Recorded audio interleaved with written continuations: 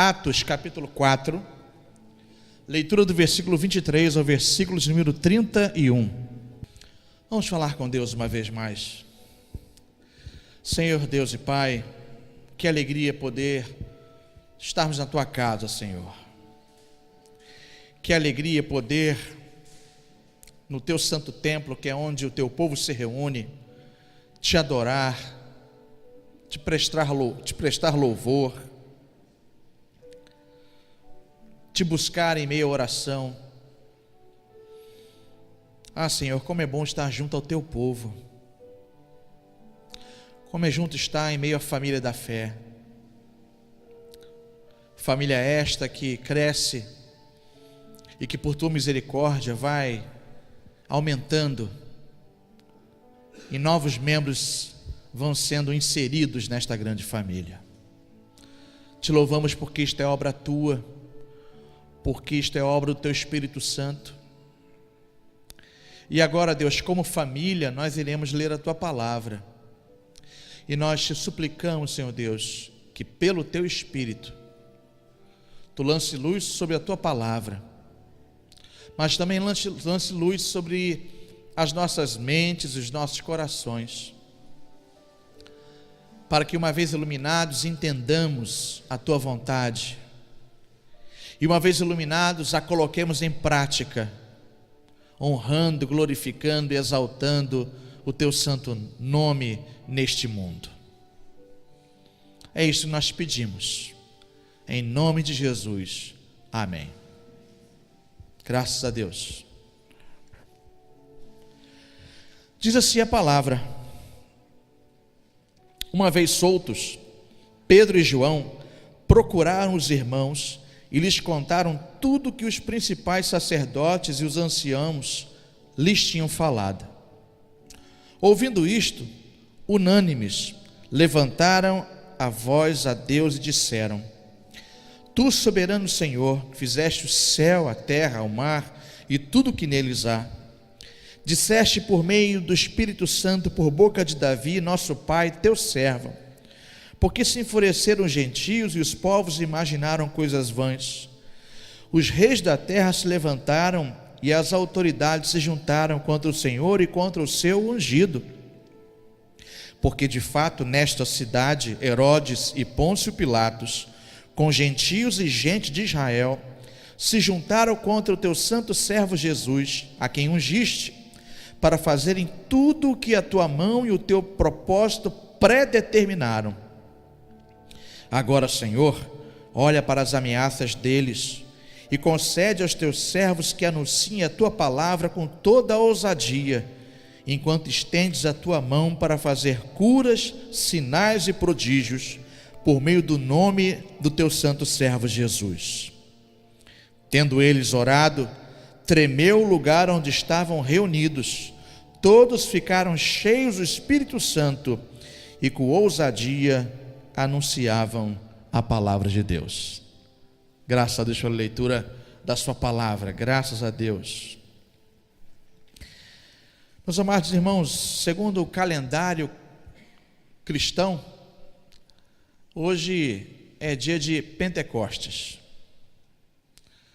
E foi num dia de Pentecostes que ocorreu a descida do Espírito Santo de uma forma muito especial, no meio de uma assembleia de mais ou menos umas 130 e poucas pessoas, que ficaram cheias do seu Espírito, uma igreja ainda pequena. Se nós imaginarmos que durante o ministério terreno de Jesus, multidões o seguiram, e após a sua morte e ressurreição, encontravam-se ali naquele cenáculo 100 e poucas pessoas, e estas aguardavam a promessa do Senhor se cumprir. O Espírito Santo que desceria e os capacitaria a dar continuidade à obra. E isso aconteceu. E ocorreu um fenômeno que diversas pessoas de outras nações que estavam ali reunidos ouviram cada um falar na sua própria língua materna. E o que eles ouviram falar? Diz o texto que ouviram falar das grandezas de Deus Eles estavam proclamando as virtudes e as grandezas de Deus. Eles não estavam bêbados àquela hora da manhã, não estavam loucos, mas falavam pelo poder do Espírito Santo e proclamavam as grandezas de um Deus todo-poderoso. Logo em seguida, Pedro vai pregar um sermão onde 3.000 vão ser batizados. Após ouvirem o sermão, após terem seus corações compungidos, feridos pela palavra, vão receber o Senhor Jesus como Senhor e Salvador e vão ser batizados. Mais à frente, Pedro e João estão indo ao templo para fazer as suas orações. Esse novo grupo ainda não havia sido mandado embora do templo, ainda não havia sido considerado uma seita dentro do judaísmo, ainda não havia ocorrido isso, e eles iam ao templo orarem, e vão se deparar com um coxo, que vai ser curado em nome de Jesus, um homem com mais de 40 anos de idade, todos conheciam, e esse homem vai ser curado, e estarrecidos, Pedro vai pregar um outro sermão, e esse sermão vai levar tanto Pedro e João ao sinédrio. Eles vão ser arguídos, vão ser torturados, e depois disso vão ser intimados a não mais falarem e não mais proclamarem o nome do Senhor Jesus. E aí nós chegamos no texto que nós lemos, que o texto vai começar dizendo que, uma vez soltos, eles vão relatar, Pedro e João vão contar o que os principais sacerdotes e anciãos lhes tinham falado. Eles vão retornar à igreja após todo esse evento e vão contar. A gente tem aqui o relato de uma igreja cheia do Espírito, e é bom que fique claro para a gente, que a gente nunca se esqueça que ser cheio do Espírito Santo não é mérito, não é para alguns elementos dentro do corpo de Cristo, é para que toda a igreja seja cheia do Espírito. Todos nós, sem exceção. E mais, ser cheio do Espírito Santo não é uma opção. Temos de ser cheios do Espírito. Temos de buscá-lo. Temos que ele seja em nós, como diz o reverendo Hernando Dias Lopes, não ele apenas como residente, mas ter ele como presidente em nossas vidas. Uma igreja cheia do Espírito, que é esta igreja aqui, nascente, ela tem algumas peculiaridades. Nós vamos elencar aqui algumas. É possível que você, ao ler o texto, encontre alguns outros pontos, algumas outras peculiaridades, mas pelo menos algumas aqui, com a ajuda do Senhor, nós separamos e queremos meditar com vocês algumas características de uma igreja que é cheia do Espírito Santo, de uma igreja, algumas características, alguns posicionamentos, algumas peculiaridades de uma igreja que é cheia do Espírito Santo. Em primeiro lugar, indo direto ao ponto, uma igreja cheia do Espírito, ela busca a companhia dos irmãos. Reverendo JR, hoje pela manhã, disse que nós temos de ser um. Na verdade, ele não disse, ele disse o que Jesus disse. Ele nos lembrou. E sem termos sentado juntos, sem termos conversado tanto sobre isso, o texto também mostra que Pedro e João vão buscar a comunidade, vai buscar a companhia dos irmãos, vai buscar o recurso de Deus no meio da igreja, vão buscar aquela sala de emergência do Espírito Santo, que é sim a nossa igreja, e nós devemos sim buscar sempre a presença dos irmãos, em oração, em auxílio, em ajuda, diante das necessidades que surgem. Precisamos nos ver e nos encararmos como de fato família. Ou nós somos uma família composta por várias famílias de origem diversas, mas ou nós somos uma família, um povo que foi reunido pelo sangue de Jesus, ou então nós estamos vivendo sublimando uma realidade, estamos equivocados. Nós somos uma família. Nós somos feitos irmãos e irmãs no Senhor. Nós somos feitos corpo de Cristo, como vai dizer o apóstolo Paulo, e membros deste corpo, de tal forma que se há alguma debilidade no corpo, alguma fragilidade na vida de alguém, isso tem que doer em mim, eu tenho que sentir também, porque você é meu irmão, porque somos um só corpo, e precisamos sim estarmos juntos, ainda mais nos tempos tão difíceis. Precisamos nos discipularmos, andarmos juntos, cuidar uns dos outros. E quando o mundo de fato vê essas coisas, e vê que essa comunidade ela é diferente, vê que essa comunidade é impulsionada por uma força que foi depositada em nós, do Espírito Santo que veio residir em nós, o mundo dá glórias a Deus e se converte, porque não há nenhuma outra sociedade, nenhuma outra associação, gremiação, confraria, nada, nenhuma, que supere o corpo de Cristo, a melhor e a maior comunidade da fé. O próprio Cristo, em Marcos capítulo 14, versículos 32 a 42, vai buscar o auxílio dos irmãos e vai pedir que eles intercedam por ele num momento muito difícil. Se Cristo necessitou da oração e da companhia dos irmãos, meu querido, que será de mim e de você? Nós precisamos da companhia uns dos outros. Uma igreja cheia do Espírito busca a companhia dos irmãos em todo o tempo, mas também nos períodos de dificuldade, de luta, como aqui no texto que nós lemos. Segundo lugar, após buscar a companhia dos irmãos juntos, essa igreja busca o Senhor Todo-Poderoso em oração. Você vê isso nos versículos 24 e 26.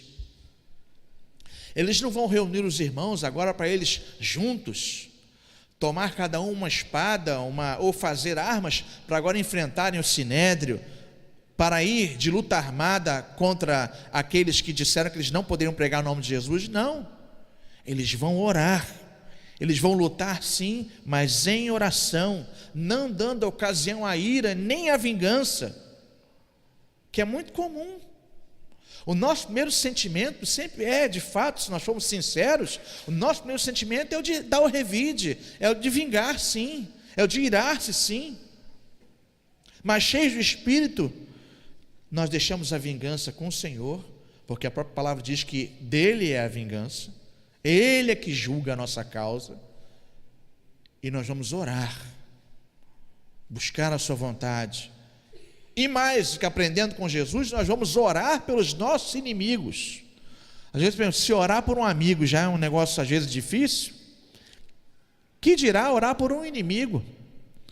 Mas é isto que Jesus deixa em sua palavra, é isso que os apóstolos esclarecem também. O próprio apóstolo Paulo vai dizer: se nós orarmos pelos nossos inimigos, nós realizarmos o bem, nós vamos amontoar sobre a cabeça do inimigo o quê? Alguém lembra? Brasas vivas. Ou seja, a pessoa só nos paga com o mal, e esse mal com que eu sou pago, eu só revido com o bem. E o Espírito Santo, em algum momento, sendo da sua vontade, vai fazer com que aquela consciência queime de tal forma que ele não vai entender, ele vai agonizar, ele vai sofrer com aquilo, e este sofrimento vai redundar em alguma mudança. Foi assim que a igreja cresceu. Foi assim que a igreja ao longo dos séculos avançou. O período que ela menos avançou foi quando a igreja achou que deveria fazer guerra, principalmente na Idade Média, onde diversos abusos e erros foram cometidos. Mas todas as vezes que a igreja entregou tudo nas mãos do Senhor e procurou viver como Jesus, cheio do Espírito, a igreja avançava, a igreja crescia. Tem uma história de um camarada cheio do Espírito Santo chamado Telêmaco, já contei isso aqui uma vez.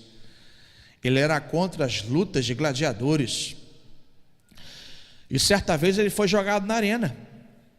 Ele disse que não iria lutar contra os gladiadores, e muito menos iria fugir dos leões que fosse o seu encalço. E ele ficou ali parado, e ele foi morto na arena. Mas o que o Espírito Santo promoveu naquela realidade, muitos cristãos foram mortos na arena, diversos, mas naquele dia, aquele ato daquele homem foi abençoado de tal forma pelo Espírito Santo, que o próprio imperador, a partir daquele dia, declarou encerrada o gládio romano, declarou encerrada a luta de gladiadores, no chamado anfiteatro Flaviano, nós conhecemos mais como Coliseu. Tombou, morreu, mas uma guerra lhe foi vencida, não pela ira, não pela vingança, não pela rebelião, mas pelo poder do Espírito Santo, de um homem que não revidou. Quando nós deixamos o revide de lado, e quando nós caminhamos como Jesus caminhou, a igreja cresce, nós avançamos, e o mundo fica maravilhado. Nessa oração que eles realizaram, eles buscaram o Senhor Deus Todo-Poderoso, eles vão também, movidos pelo Espírito, trazer à mente a soberania do Senhor. Versículo 21 diz o seguinte, melhor dizendo, o versículo de número 25 e 26, porque se enfureceram os gentios, os povos imaginaram coisas vãs, os reis da terra se levantaram, as autoridades se juntaram contra o Senhor e contra o seu ungido. Porque, versículo 27, porque de fato nesta cidade, Herodes e Pôncio Pilatos, com gentios e gente de Israel, se juntaram contra o teu santo servo Jesus, a quem ungiste. Agora o versículo 28, para fazerem tudo que a tua mão e o teu propósito predeterminaram.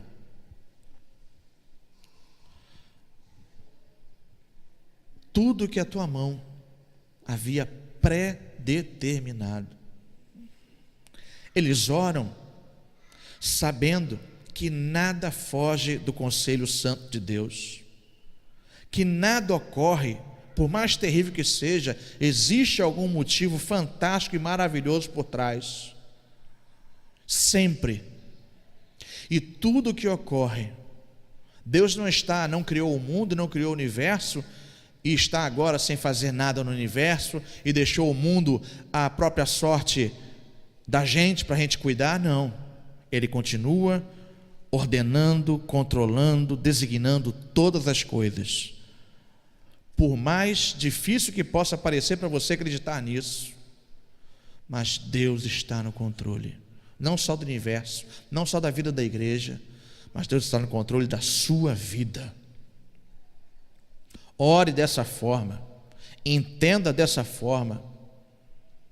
Se é tempo de sofrimento, aquieta o seu coração em Deus e peça a Ele para que o ajude a passar por esse vale, mas confie no Senhor como esses homens confiaram, homens e mulheres cheios do Espírito Santo de Deus, trouxeram à mente que tudo que havia acontecido estava sob o controle de Deus. E ainda ligado a essa realidade da busca do Senhor, Deus Todo-Poderoso em oração, eles oram fundamentados na palavra. Os versículos 25 e 26, eles na verdade evocam um pedaço do Salmo de número 2. E aí eu lembro uma outra coisa, em outra palavra, o reverendo J.R. disse nessa manhã que nós temos que ler a Bíblia, que não tem como nós avançarmos espiritualmente sem a leitura da Bíblia. Eu vou dizer também mais uma coisa, não tem como nós orarmos de uma forma mais eficaz se nós não tivermos também conhecimento da palavra. A palavra nos ensina a orar, ainda que em determinados momentos nós não saibamos orar, ainda em determinados momentos, às vezes a dor nos visita de um modo tão tremendo, que quando a gente vai orar só chora, não sai uma palavra em nenhuma ideia conexa que você apresente a Deus, mas o que sai é amargura, às vezes é dor, é pranto, a gente sabe disso, todos nós já passamos por isso. Mas leia a Bíblia, meu irmão, porque ela nos ensina também a como nos chegar a Deus em oração, louvando, engrandecendo e reconhecendo o seu poder sobre as nossas vidas. Terceiro lugar, essa igreja que é cheia do Espírito, ela entende que a maldade humana jamais poderá frustrar os desígnios de Deus. Por pior que seja a maldade humana, por pior e mais terrível que o homem se torne, ele não pode frustrar os desígnios de Deus, não pode frustrar a vontade de Deus, não pode atrapalhar o cumprimento dos propósitos de Deus. Repito, Deus está no controle e o trono não está vazio. Hiroshima e Nagasaki foram bombardeadas. Acho que todo mundo conhece essa história, né? Pelo menos já ouviu falar. E, naquele momento, a figura do imperador, e o imperador era tido como Deus. Isso até reside um pouco ainda hoje, mas depois desse evento da guerra, da Segunda Guerra Mundial, isso caiu pelo menos de 90% a 95%. Mas até então, o imperador era tido como uma divindade. No século 18, 19 até o 20, muitos acreditavam que o imperador, se ele se assentasse um pouquinho no seu trono, um pouquinho mais para a direita, o mundo poderia, sem brincadeira, sem zoeira, poderia virar para a direita. Então, se ele ficasse um pouquinho mais à esquerda, poderia, com o seu poder, colocar o mundo fora da órbita que se é conhecida. Eles acreditavam nisso. E acreditavam tão piamente, quando essas duas bombas caem, eles vão buscar o imperador e vão perguntar a ele por que ele não impediu isso, se ele era uma divindade. E o imperador teve que falar ao povo: eu não sou uma divindade, eu não sou Deus.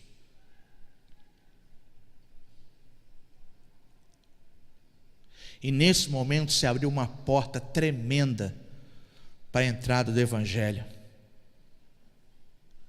Você pode me perguntar: poxa, mas Deus não poderia ter servido de um outro dispositivo para o Evangelho entrar? Eu vou lhe responder: meu irmão, muitos já tentaram discutir quanto à sabedoria de Deus e não conseguiram. Muitos. Vou dizer um, pelo menos, Jó. E arguído por Deus, Jó não conseguiu responder a uma das suas perguntas. Eu vou dizer com muita sinceridade que nesse assunto eu não meto a colher, eu me submeto. Me submeto. Mas a verdade é que esta falsa ideia que havia sido propagada por séculos acaba na Segunda Guerra Mundial no Japão. Se encerra esse pensamento de quanto ao imperador ser uma divindade e ter o poder do cosmos em suas mãos. E abriu-se um veio precioso de entrada do Evangelho. Deus, e nós entendemos que a maldade humana não é páreo para o poder de Deus.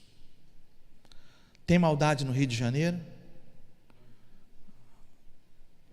Eu quero convidar você a ter fé e a saber que ela não vai frustrar os desígnios de Deus. Muitos policiais têm morrido, muitos inocentes têm tido as suas vidas ceifadas, mas eu quero dizer, baseado nessa palavra, não sendo um profeta, não sendo um falso profeta, mas baseado na sua palavra, o mal não vai dar a palavra final. E por pior que seja a maldade, ela não vai poder frustrar os planos de Deus. E não vai poder frustrar os planos que Deus tem para a sua vida em especial. Para com seu filho, para com a sua filha dileta, a quem o próprio Cristo derramou seu sangue na cruz do Calvário.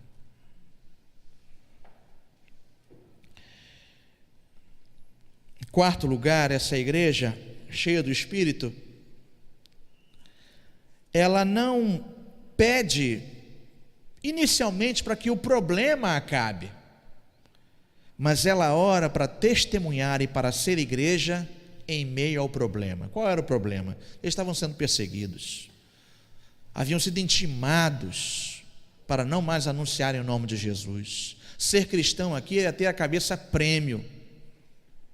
Mais à frente você vai ver uma figura, lendo o livro de Atos dos Apóstolos, de Paulo, antes Saulo, que é comparada a um leão que busca ferozmente aqueles que seguem o caminho, que seguem a Jesus, que lança homens e mulheres no cárcere, que vai dar o seu aval para Estevão ser morto,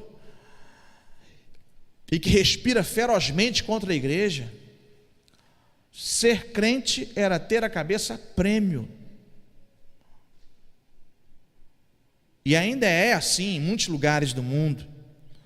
Mas aqui eles não pediram para que os problemas fossem encerrados, mas eles pediram para que eles pudessem prevalecer em meio às lutas. Eles pediram para que eles pudessem ser bênção em meio às adversidades. Eles rogaram a Deus para que eles pudessem ser anjos do Senhor em meio a todo aquele panorama de dor, de destruição, de calamidade, mas que eles continuassem cheios do Espírito Santo, anunciando a palavra com intrepidez, com ousadia, com coragem, não a coragem meramente humana, mas uma coragem dada pelo Espírito Santo de Deus.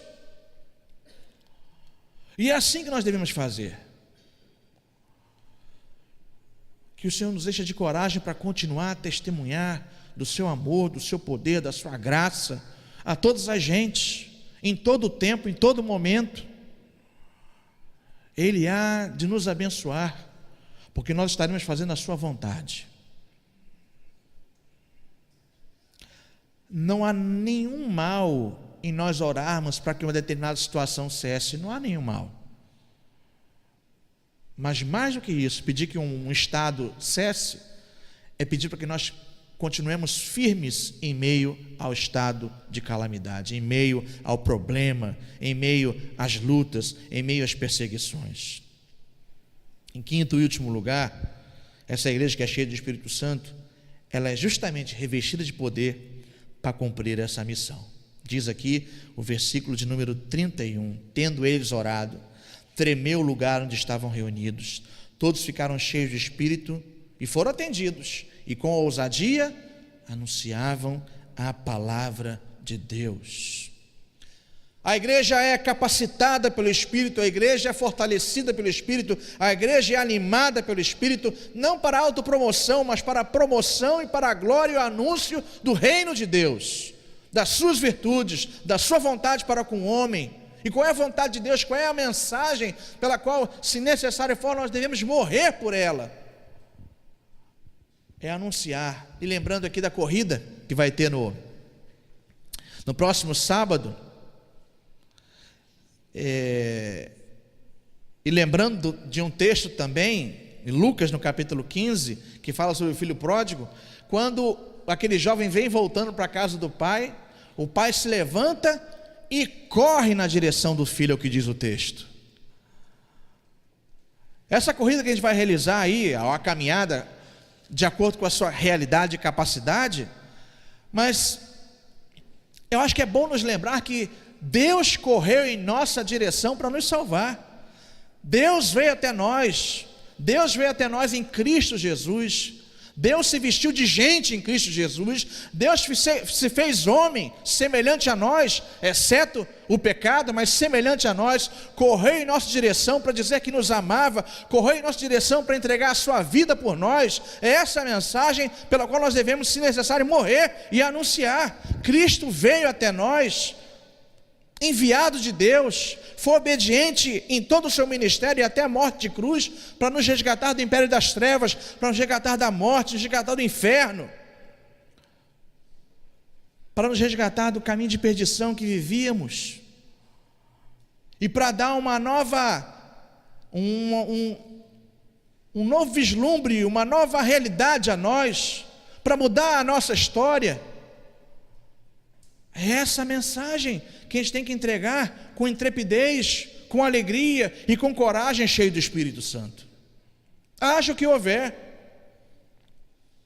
Doa a quem doer. Nós não podemos mudar esta mensagem, nós não podemos aceitar. Isso pode parecer algo que vem de alguém xiita e fundamentalista, mas, meus amados irmãos, alguém tem de estar errado.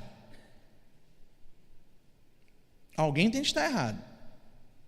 Ou Cristo está errado e o mundo está certo, ou o mundo está errado e Cristo está certo. Porque ele disse no Evangelho de João que ninguém vem ao Pai senão por mim. Ou ele está errado e de fato todos os caminhos levam a Deus, e nós somos ignorantes, nós somos atolados, nós somos xiitas, extremistas, fundamentalistas. Ou então o mundo está errado e Cristo está certo. Nós não podemos negociar isto. Nós não podemos ceder a determinadas ideias ecumênicas que vêm às vezes lavrando em nosso meio, com ideias muito simpáticas, com ideias muito encantadoras. Nós devemos viver bem com todos, sem exceção.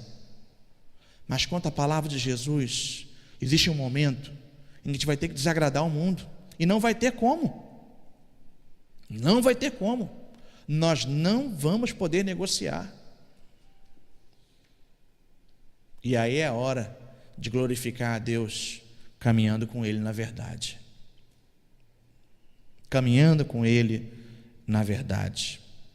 Caminhando com Ele capacitado, fortalecido e animado, revestido de poder para cumprir a missão, proclamando a palavra da verdade, sem alterá-la, sem mudá-la, sem negociá-la, sem adoçá-la,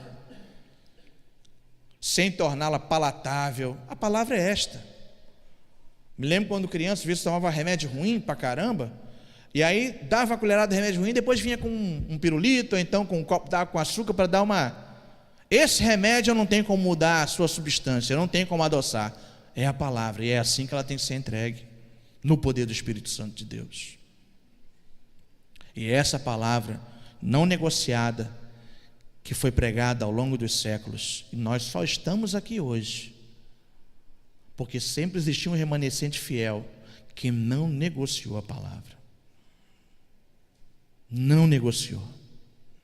Meus amados irmãos, os tempos sim são difíceis, nós não podemos fingir que está tudo bem. Os tempos são difíceis.